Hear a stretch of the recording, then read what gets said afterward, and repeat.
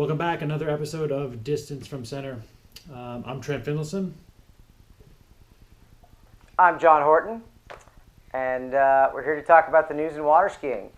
So we had Junior U.S. Open last weekend, and didn't get to watch much of it, but Trent, I got to tell you that the international girls, actually the under 17 event, was pretty interesting. If you get the chance to go back and watch it, Definitely. one of these three different of these young women went out and ran 2 at 38. So they ran through their normal pass, probably went off the dock at 28 off, ran 28, 32, 35, 2 at 38, all three of them, boom, boom, boom. So then, to break the tie for first place, they all went off the dock cold at 35. And all three of them ran 35, 2 at 38. So then we've got a three-way tie after a first runoff. So they all went back off the dock cold at 38 and ran 2 at 38, 2 at 38, 2 at 38. So at this point,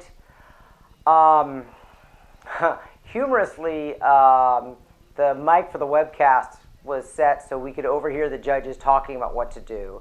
And I hate to throw them under the bus, but I believe, according to the USA Water Ski Rulebook, there is no third runoff. There should have been, but kind of cool for the girls. They gave another chance.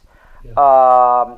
Alex Garcia went back off the dock in that third runoff, and she ran inside one ball at 38 for a 0 at 38, which is great, right? I mean, she still was third at U.S. Open. Yeah.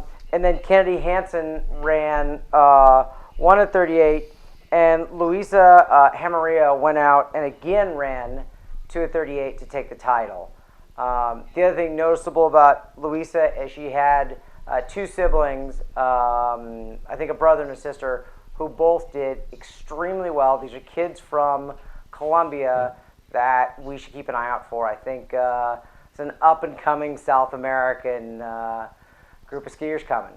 So that's kind of all I got from the U.S. Open, which brings us to Alabama. Trent, what do you know about the kids from Alabama? Okay, so having skied collegiately in the early 2000s for the greatest team of all time, the University of Louisiana Raging Cajuns. You went to Monroe? No, I'm sorry. No, I went to the the University the second of greatest. Louisiana. Okay, no, that's fair. But I'm Lafayette. You're Monroe. So this has long been a 2-horse race. Minus. UCF had a 2-year run. Rollins been in there probably once. Arizona got in there once. There's been a few other schools get in, but this has always been the battle of the Louisianas. What's going on in Alabama right now is frightening if you are a UL team member or a University of Louisiana alum. They're recruiting really heavily. Very heavily. So last year they got third at nationals. I believe that's correct. Yeah, I'm gonna say that's correct. Yeah, they have third at nationals. They gave Lafayette a real run for runner-up. So I mean, already on top of the team they had, they're going to bring in another Grathwell girl, Taylor. So she's the incoming freshman. I'm going to go to some notes, but I know in the slalom alone, she's top 20 in the world, top 20 in overall, in the pro category. Under 21, she's inside the top 10 in the world. From there, they're going to add another Boscus girl out of Arkansas, Dylan Melnar. He jumps 180 feet. This kid out of Texas runs into 35 off. Anna Gay. So I mean. Right, so I mean, arguably the best tricker to ever have done the sport. Slalom, she's inside the top 20 in the entire world. Top 10 professionally overall ranked. Zach Montavon, another amazing kid. Sean Hunter, top 8 in the world. Mariah Field, she's already there, top 15 in the world. I mean, this team is heavily stacked. So and don't forget that Zach Montavon's sister is Elizabeth, who's a top skier. She comes from a skiing family, and their mother Is their mother Sally Manier? Yes, the Montavon's mom was a world-class tricker back in my day. Yeah. This is a water ski family with history. I just throw that in. Maybe that's a little trivia. I don't mean to squirrel on you. Go ahead. No, it's the deal. But these are serious skiers. Yes, serious skiers, and they're recruiting in a really, in a far different manner. They're recruiting locally, they're recruiting domestically, and they're taking like a little different approach. They don't have the funding specifically set aside for water skiing like the Louisiana schools do. Even like Arizona's got a little bit of money kicking around. But they're really they're creative in that they're recruiting talented athletes who are also really talented academically. So they're they want you to believe that there's no money for anyone, but they're creative in that they find partial scholarships, full scholarships for their athletes, because and again, they're not being disingenuous, but because their athletes also happen to be exemplary students. I mean, I know both the Grathwell girls graduated top of their class. Not really sure about the rest of the field, but they're recruiting heavily, and they're doing it. They're doing it on the quiet. I've had the opportunity to talk with these guys, talk with these kids about how they're feeling about the upcoming season, and they're keeping everything really, really quiet. But come October in San Marcos, I think the entire collegiate water ski world could be in for a bit of a shock. These guys are no joke. Well, I of course hate to see Monroe lose, but unchallenged domination is not good for anything. So I wish them well. My niece Kate is actually there and on the team, and I think she's worried about actually making the team this year. So of course I really hope they get second by 5 points behind Monroe, because that would be best. That wouldn't. But it'll be fun to watch. That might be second best. If they got third by 5 points behind Monroe, who got second 5 points behind the University of Louisiana, that'd be awesome. Exciting though. You mean fun. Those Lafayette kids? Yeah, it is really fun. All right, so last weekend in Cedar Ridge, we had Cedar Ridge, Mississippi, if you folks who don't know, is about an hour and a half north of Jackson, Mississippi. It's a sleepy little town with an amazing little lake. The best. If you ever get the chance to go ski there, I highly recommend it.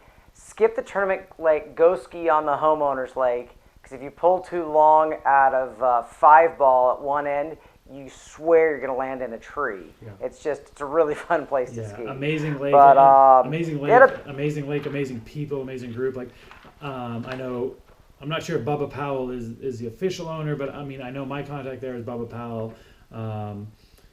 Just like great skiing and just like a super cool crew of people. So John, you're right. If you ever have an opportunity just to go and hit one of their records, just check it off your list, because Jackson is a cool city, and the lake is incredible. Right. But oddly enough, I mean, this lake has been host to world records in the past. Scores were odd. So I kind of look. I've got the head-to-head brackets here, and I'm not going to read them all to you. But when you see, you're relieved. But when you see Greg Bedall running 2.5 at 38 in the first bracket, something's wrong there. You look at there's a couple. I mean, Ward McLean. Ward McLean is a fearless monster, and he missed 38. That's just odd. So I dug a little deeper. And there's a point to all this, I promise. At the Okehee stop this year, there was a total of 39, excuse me, yes. There was a total of 19 39 offs completed in the whole tournament. And in the Big Dog finals last year in Sacramento, there was 39 offs completed in the entire tournament. At Cedar Ridge, there was 8. So there's a whole bunch of chitter chatter. I don't want to continue the dog pile on the new Nautique. Some people are pointing the finger there. There's kind of a theory going around that a couple of the guys skied bad, and they all talked to each other and said something was wrong, and they all just kind of hypnotize each other into poor skiing. I don't know. But, congratulations to Dave Miller. He had to take on the likes of Jeff Rogers to win. He's got to be one of the hardest working non-professional skiers in the sport. I mean, the guy's in the 34-mile-an-hour divisions. He runs a business. I know he skis a lot, but kudos to him. What happened in the tournament? I've heard so many opinions. I couldn't even begin to guess the truth. But it's odd. Yeah. So, I mean, I don't know. I mean, so as to that phenomenon of poor skiing begets poor skiing, I mean, I've seen it even in the pro rank. I've seen it where, someone goes out and the first guy goes out, skis underperforms, the next guy follows suit, the next guy follows suit until someone, puts a score out. So I mean, you look at, I didn't follow it that closely, but I noticed, Dave Miller's scores were fairly indicative of where he's at, and they were fairly consistent. But I guess for me, like, it wasn't the lack of good scores that were kind of off-putting. It was the randomness. I've skied behind both those drivers, and I know both those guys are good. If I had to guess, I don't think it has anything to do with the boat per se. I think both of those boats were new promo boats, so perhaps the time required to set them up to make sure everything was as was required, just wasn't available. Because again, we look at these, this new Nautique, we look at the scores at Masters, look at the scores at LCQ, Robert Pagozzi, 441. Look at the scores at Lake 38. The boats that had some time in them to make sure that everything was as was required. Those boats performed just fine. So I would guess equal parts both.